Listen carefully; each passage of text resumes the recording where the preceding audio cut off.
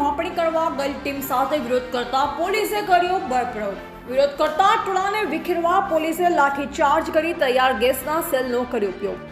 આજરોજ મળતી માહિતી અનુસાર ઉકાઈ ડેમમાં જૂની કોયલીવેલ અને સાતકાસી વચ્ચે ગોલવાણ ગામ નજીક ઉકાઈ ડેમમાં 1500 મેગાવોટ સોલાર પ્રોજેક્ટનો વિરોધ કરવા માટે આસપાસના ગામોમાંથી ખૂબ મોટી સંખ્યામાં આવી વિરોધ કરતા લોકોને પોલીસે વિખેર્યા હતા।